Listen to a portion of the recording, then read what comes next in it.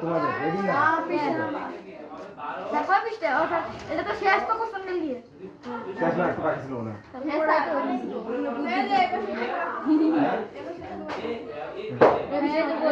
এ নামি রইল কি বলছো তো বলি কিন্তু একবার শিখে আচ্ছা খালি কোনটা থেকে পড়াই থেকে পড়া সেটাই তো জানি জানা মানে কাজ পাইনি রে স্যার এই পিছে তো ছিল তরল অন্ধকার সরল আলো জন্য কমে জায়গাও দিচ্ছে এই জানা এসব ভজে কথা কো ভিডিও বে বসো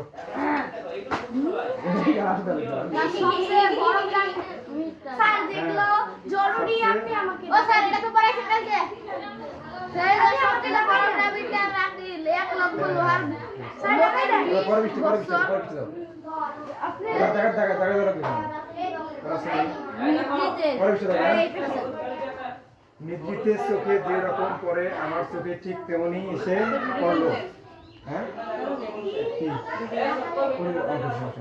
ভিডিও শুরু হচ্ছে আমার চোখে ঠিক তেমনি পড়লো পশ্চিম আকাশ থেকে চন্দ্রাস্তের রক্ত ছাটার পূর্ব আকাশ থেকে নব এখানে কি লিখছে চন্দ্রাস্তের মানে কি চন্দ্র যখন ডুবে যায় চন্দ্রাস্ত রক্ত ছটার পূর্বাভাস থেকে নব অরুণোদয়ের পূর্বাভাস মানে কি সূর্য চাঁদ যখন ডুবে যায় সূর্য তখন জেগে ওঠে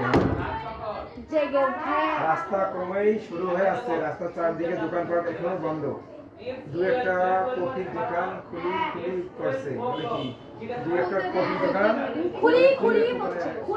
কেবল খুলবে আর কি মানে খোলা শুরু করবে ফুটপাতের লোহার চেয়ারের উপর পদ্মাসনে বসে 2-4টি সুদানি দারোয়ান তসবিহ জপছে সুদানি মানে কি জানো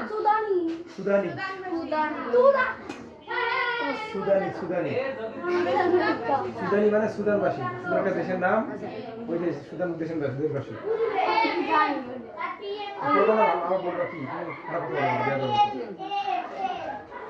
তরল অন্ধকার সরল আলোর মতো ক্রমে জায়গা করে দিচ্ছে আদৌ ঘুমে আদৌ জাগরণে জড়ানো হয়ে সবকিছু যেন কিছু দেখা হলো মানে কি আদৌ ঘুম আদৌ জাগরণ মানে কিছু খবরের কাগজের গুলোর দোকান সামনে অল্প একটু করে ভিড় একটু দোকান খবরের কাগজগুলোর দোকানের সামনে অল্প একটু ভিড় মানে খুব সকালে মানুষ কিন্তু খবর করে বলে না মানে ওইটাই এমন একটা সময় খুব সকাল এটা কেবল খবরের কাগজ জ্বালা খবরের দোকানে কাগজ দিচ্ছে তরল অন্ধকার সরল আলোর জন্য ক্রমেই জায়গা করে দিচ্ছে আদৌ ঘুম আদৌ জাগরণে জড়ানো হয়ে সবকিছু যেন কিছু দেখা হলো আদৌ ঘুম আদৌ জাগরণ মানে আদৌ ঘুম ধরছে ওইটা নেই তাই না আদৌ ঘুম আদৌ জাগরণ মানে কি ঘুম ধরছে কিন্তু ঘুম ধরে নেই আপনি তো চোখ বন্ধ করে শুনতে লেগেছে এটাকে বলে আদৌ ঘুম আদৌ জাগরণ আদৌ আলো মানে কি সবচেয়ে সুন্দর না আদৌ ছায়া গান আছে না আদৌ ছায়া যেমন দিনের আলো এবং রাতের সন্ধিক্ষণ কি বলা হয় এক কথা বলা সন্ধিটা দিনের আলো এবং রাতের সন্ধিক্ষণ কি বলা হয় গোধূলি নাম শোনা গোধূলি নাম শোনা গোধূলি বলা না যায় বলে না গোধূলি বিকেল বেলা নাম শোনাই গোধূলি বিকেল নাম শোনাই কিন্তু শোনো যখন শোনো সন্ধ্যার আগে এবং যে সন্ধ্যা হওয়ার আগে না দুপুর কেন তিনটা না মাগরিবের আজানের আগে বুঝছো দেখবে অনেক সময় সূর্যটা হলুদ করে ধারণ করে না দেখবে এই পাশে সূর্যটা মনে হয় সিঁড়ি দিয়ে গেছে না কাল সন্ধ্যা না ওটাকে বলে গোধূলি দেখবে অনেক সময় সন্ধ্যার সময় দেখবে আকাশ একবারে হলুদ ওঠে থাকে যেদিকে তাকাবা মনে হয় দেখবে না ওটাকে বলে গোধূলি মানে দিনের আলো এবং রাতের সন্ধিক্ষণ সন্ধি মানে কি যোগ করা রাতও নয় এটাকে বলে এখানে দেখি কি কথা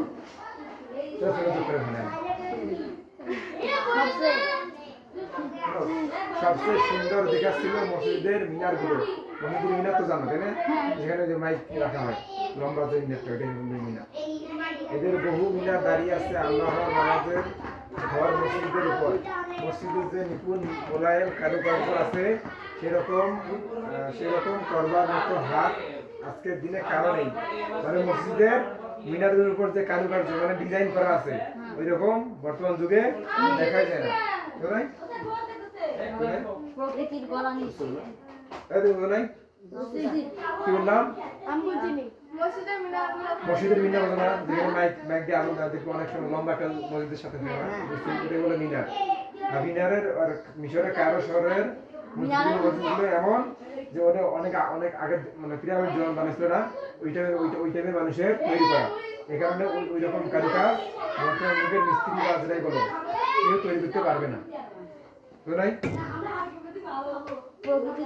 প্রকৃতির গড়া নীল আর মানুষের গড়া পিরামিডের পরেই মসজিদের ভুবন বিখ্যাত এবং সৌন্দর্যের মিশরের গড়া নীল আর মানুষের গড়া পিরামিড নাকি মিশরে কি আছে বলি? হ্যাঁ মিশরে কি আছে? এখানে কি বললাম নীল এখানে কি বলছে মিশরের গড়া নীল মানে কি নীল নদ কি বোঝায় বুঝছো? নীল যেটা নীল প্রকৃতির গড়া নীল মানে নীল নদকে বোঝায়। একমাত্র নীল সবচেয়ে পৃথিবীর বড় নদী হচ্ছে নীল নদ, আর নীল নদের পানি হচ্ছে নীল নদের পানি একবারে স্বচ্ছ পরিষ্কার। এই কারণে আকাশের জমি থাকে না, আকাশের ছায়াটা পানির মধ্যে পড়লে পানিটাই নীল। এই কারণে মিশরকে নীল নদের দেশ বলা হয়, কিন্তু বাস্তবে কি পানিগুলো নীল না, আকাশের ছায়া পড়ার কারণে পানিগুলো নীল দেখায়। পৃথিবীর বহু সমাজতার শুধু এই সব মসজিদগুলোকে প্রাণ ভরে দেখবার জন্য 7 সমুদ্রে 13 নদী পেরিয়ে কায়রোতে আসেন। মানে পৃথিবীর এরকম পিরামিড অন্য দেশে থাকলেও এরকম সৌন্দর্য পিরামিড অন্য দেশে পৃথিবীর অন্য কোথাও নেই। এ কারণে পৃথিবীর বিভিন্ন দেশ থেকে সেখানে মানুষ দেখতে যায় বা প্রদর্শন করতে যায় বা তাহলে আমি এটা সুন্দর করাইছি, এখানে প্রশ্ন করতে হচ্ছে। হ্যাঁ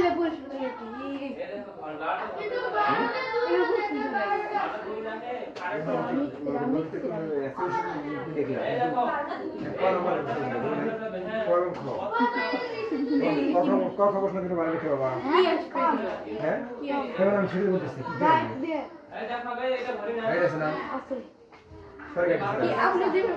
না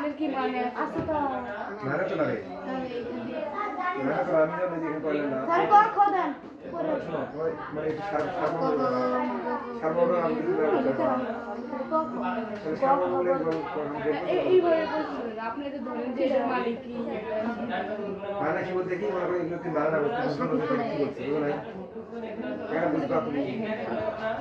এগুলো তো মানে দিবে না তুমি বলে কেন আসবে প্রকৃতি গড়া নীল আর মানুষের গড়া পিরামিড এর মধ্যে পার্থক্য কি? তুমি কি লিখবা? যদি প্রশ্ন আসে প্রকৃতির গড়া নীল আর মানুষের গড়া পিরামিড মিশরের বিখ্যাত কেন, তোমরা কি লিখবা? যদি তোমরা পৃথিবীর একমাত্র নদী আছে একমাত্র নীল নদ, পৃথিবীর সবচেয়ে বড় নদী আছে নীল নদ। এই নীল নদের পানি প্রবাহ এতই পরিষ্কার পরিচ্ছন্ন যে এখানে আকাশের প্রতিচ্ছবি ভেসে ওঠে। এই কারণে নীল নদকে বলা হয় কি? পিরামিড এবং নীল নদের দেশ। পৃথিবীর বড় নদী। প্রশ্ন কিভাবে আসতে প্রশ্নগুলো আমি করতেছি। হ্যাঁ প্রশ্ন মনে করতেছি প্রশ্ন কিভাবে আসবে আর ক নম্বর উদ্দীপক থেকে তোমাদের বাইরে লিখতে হবে।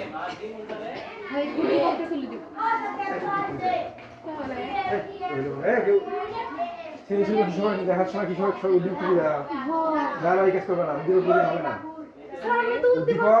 উদ্দীপকে একটা উদাহরণ দিব, যেমন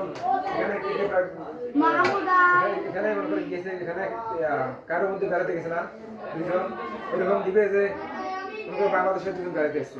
উদ্দীপক দিলে যে বাংলাদেশের দুজন বেড়াতে আসছে, বাংলাদেশের কি বাংলাদেশের অনেক সৌন্দর্য দেখছে, সাধ্যমূলক দেখছে, তারপরে সুন্দরবন দেখছে, এরকম দিলে উদ্দীপকের মধ্যে এখন সবার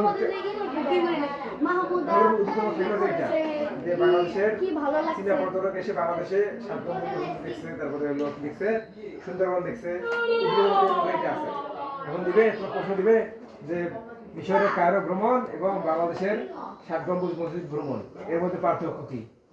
লিখি দেখবা যে মিশরে রয়েছে নীল নদের পিরামিড এবং কি বলে নীল রয়েছে আমরা এগুলো দেখো প্রতিপক্ষে তুই গ্লাস না খালি করে যে ব্যাখ্যা করো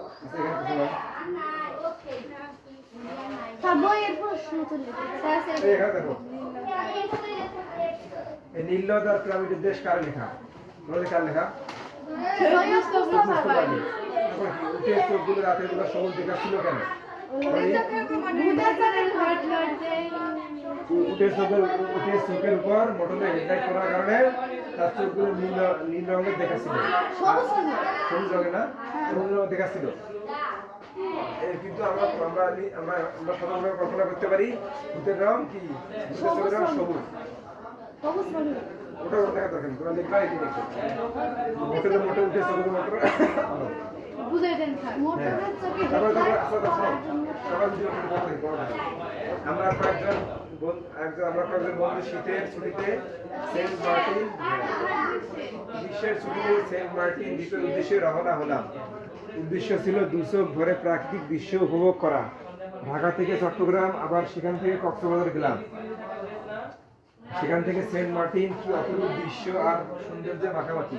কোরাল পাথরের ছড়াছড়ি, সেখানে সেন্ট মার্টিনের বিশাল এক অহংকার। এছাড়াও আছে নীল পানির এক রাজপুরী, সেখানে কচ্ছপেরা আমাদের ঘুরে বেড়ায়, দ্বীপ পারে কাঁকড়ারা দল বেঁধে আলপনা আঁকে। সেন্ট মার্টিনে না গেলে প্রাকৃতিক সৌন্দর্য এগুলো অদেখাই থেকে যেত। তাহলে উদ্যোগ বলছে বাংলাদেশের কথা, আর বই আছে কোনটা মিশরের প্রাণী দেখার কথা। তোমাদের এই দুটো দিয়েছে ভ্রমণকারীদের যাত্রাপথের সাথে লেখকের মিশর ভ্রমণের মিল খুঁজে পাওয়া যায়। খুঁজে আছে পাওয়া যায় কিনা বলি পাওয়া যায় কেন? কারণ মিশরের মধ্যে লেখক দেখছিল মিশরের মধ্যে কি দেখছে, পিরামিড দেখছে, তারপর নীল নদ দেখছে, আর কি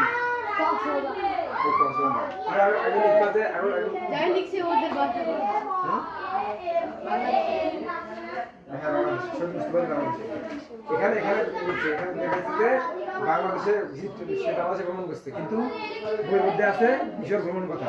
তোমাকে মিশর ভ্রমণ, লেখকের মিশরের ভ্রমণের অভিজ্ঞতা কিছু লিখতে হবে এবং বাংলাদেশের ভ্রমণের কিছু অভিজ্ঞতা লিখতে হবে। ওটা একটা করা হবে, এটা একটা করা হবে। তোমার লাস্টে লিখবা উদ্দীপকের সাথে নীল নদের দেশের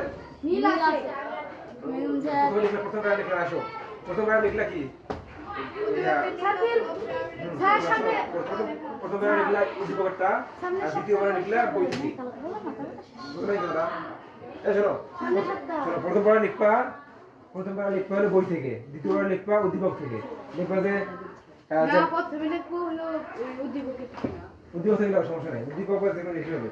উদ্দীপক থেকে লিখলাম যে লেখক গেছিল হলো কি মিশরে কি দেখছে, কি অভিজ্ঞতা হয়েছে লিখলাম।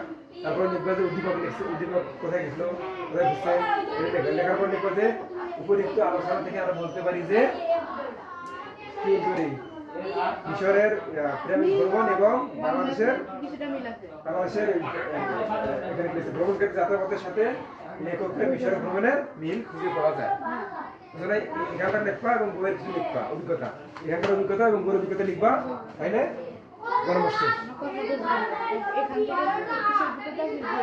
হ্যাঁ, এখানে মিশর ভ্রমণ করছে, মিশর ভ্রমণ করে নাই, ওখানকার অভিজ্ঞতা আছে, এই অভিজ্ঞতা লিখবা এবং উদ্দীপকের অভিজ্ঞতা আছে না, কথা কি দেখছে এটা লিখবা। লিখে লিখতে উপযুক্ত আলোচনা বলতে পারি যে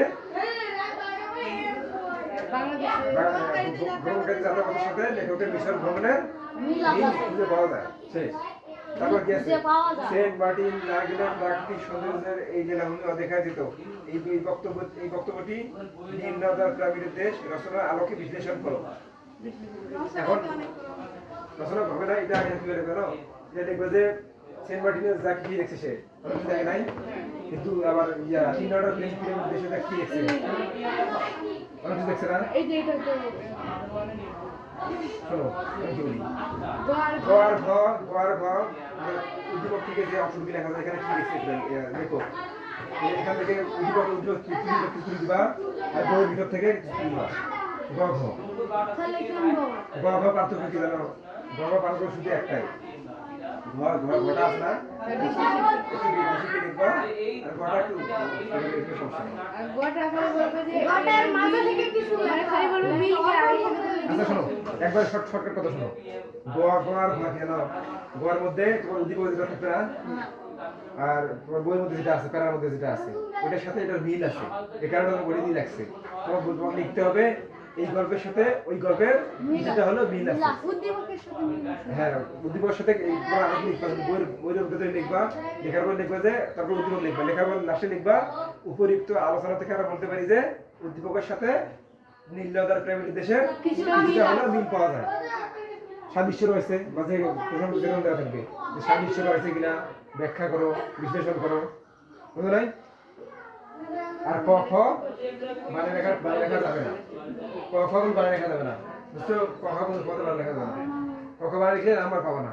একবার শেষ তোমরা অন্তত ক আর খটা আছে না যেভাবে হোক বই থেকে লিখবা আর গ ঘ অবশ্যই বানাইতে হবে কারণ গ ঘ তোমরা মুখস্থ করি পাবা না জন্য আর যদি মুখস্থ করতেছো তাহলে গাইড দিয়ে মুখস্থ করতে হবে শেষ এই গাড়ি মুখস্থ করা কঠিন আমরা বানিয়ে লেখা ঠিক আছে কিন্তু বানাও তো ভালো করে রিডিং করতে হবে বানাও তো কারণ আছে তোমরা যদি প্রথমে উদ্দীপকটা লেখাও তখন মাস্টার মনে করে জানো এই কি পায় না উদ্দীপক এই অর্থাৎ প্রথমে লেখা কি জানো প্রথমে লেখা হলো গল্পের কথা গল্পে কি কি ছিল গল্পের লেখক কোথায় গেছে কি কি অভিজ্ঞতা আছে কোথায় খাইছে কোথায় বসছে কি কি দেখছে এগুলো লিখবা প্রশ্ন জন্য হবে কিভাবে আসে এখানে কি ছিল তো সেন্ট মার্টিন না গেলে প্রাকৃতিক সৌন্দর্যের ইডিলাগুলি আর দেখা যেত তার মানে না প্রশ্ন এখানে চিন্তা করে দেবো কোন দিন দেখাবেন খাতা কোন কথা এই সবাই যদি আমি দেখাবো আমি সবার খাতা তুলছে আছে না আমি কাটি না আছে আমি কাটি পরে আমি খাবো এটা কাটি পরে আমরা কত নাম্বার পাইছি এখানে একটু দেখা এই লাস্টে দেখো সেন্ট মার্টিন না গেলে প্রাকৃতিক সৌন্দর্যের এই ভূমি অদেখা যেত এখন যদি আমি এটা বলি মিশর না গেলে আমার পিরামিড এবং নীলনদ অদেখা থেকে যেত একই হলো না তারপর তোমাকে ওই নীলনদ আর পিরামিডের কিছু লিখতে হবে আর এখানকার কিছু লিখতে হবে লেখার পর নিম্নতর পিরামিড লাস্টে লিখে দিবা উপযুক্ত আলোচনা থেকে আমরা বলতে পারি উদ্দীপকের সাথে গল্পের কিছুটা ভালো অদেখা যেত তোমরা লাস্টে লিখে দিবা উপযুক্ত আলোচনা করে বলতে পারি সেন্ট মার্টিন না গেলে প্রাকৃতিক সৌন্দর্যের এই জিনিসগুলো অদেখা যেত গেলা প্রথমে প্রশ্ন লিখবো না প্রশ্ন করবে না প্রশ্ন লিখে মানে যদি কেউ ব্যাখ্যা করে তাহলে এই প্রশ্ন লিখে বলবো ব্যাখ্যা করা হবে প্রশ্ন আমি দেখা করবে এখানে আপনি কিছু পাই নাই কিন্তু আমি লিখছি সো তাহলে আমি সব ঠিক লিখে লিখবো না হ্যাঁ ব্যাখ্যা এই গাইডে তো এইভাবে কোনটা মানে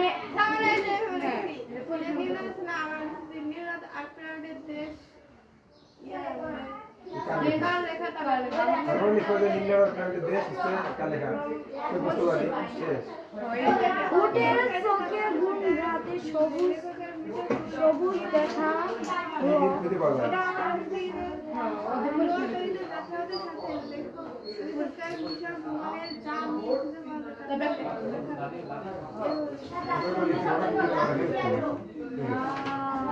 ওই লেখাই তো ভালো এই লেখাটা শোনো এই লেখাটা আছে না এই লাস্টে লেখো যে উপযুক্ত আলোচনা থেকে আমরা বলতে পারি যে গ্রহণকারীদের মতামতের সাথে লেখকের বিষয় ভ্রমণের কিছুটা হলে মিল পেতে পারে প্রথমে কি লিখবো প্রথমে লিখবা যে মিশর ভ্রমণকে যেতে হবে আমরা বুঝতে আগে আমরা বলতে পারি যে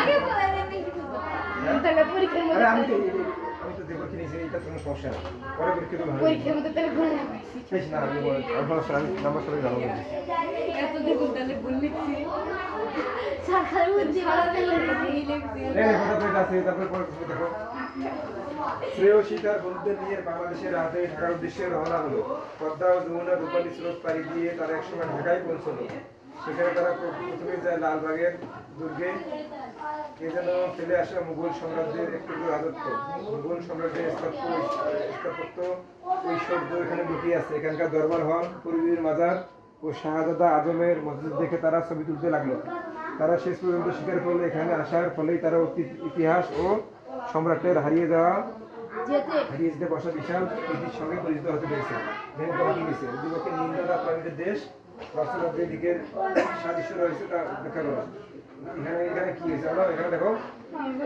নীলনদ আর নীলনদ না, পিরামিড ছিল প্রাচীন যুগের এক অনন্য নিদর্শন। প্রাচীন যুগের নিদর্শন এই যে পাথরের ওজন কত বললো, পাথরের ওজন কত টন?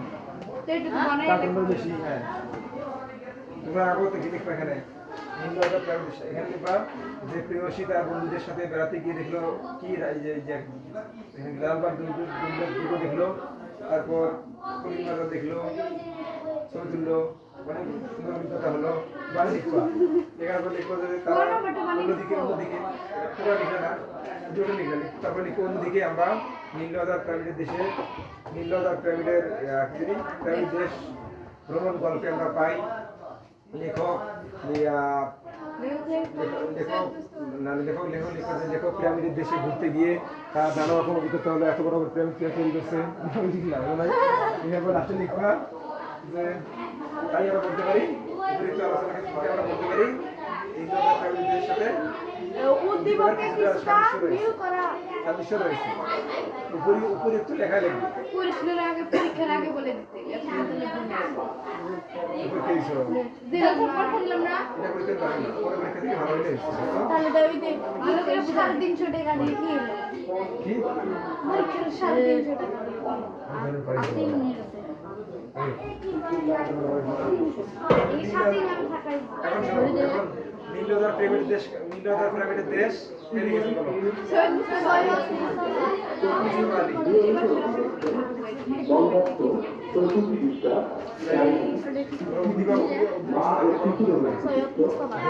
লিখবা সরকারি দিয়ে স্যার কখন দেবে এটার কখন এটার কখন এত শোনো শোনো এই শোনো এই দুটো ইস মেলা তোমরা কাজ করে বুঝছো লিখে নিয়ে আসবো, আমি দেখবো ঠিক আছে কিনা। বারবার লিখে নিয়ে আসবা, সব দিলে হ্যাঁ চারটাই বারবার লিখে নিয়ে আসবা, কোথায় কি সমস্যা আমি রসগোল্লা দিয়ে লিখতেছে রচনা করো। রচনা আমরা কি মানে কি নীলনদ পিরামিডের দেশে ভ্রমণ কি দেখছে, মানে লেখক কি দেখছে, কি অভিজ্ঞতা হয়েছে ওগুলো লিখবা। লেখার পর দীপকে কি করছে এটার সাথে ওটার পার্থক্য খুঁজে বের করবা। স্যার কোনটা দিলে এটা সাইডটা একটা প্রশ্ন। হ্যাঁ আমি যেটা দিলাম এটা দুইটা স্যার আগে আমাদের এটা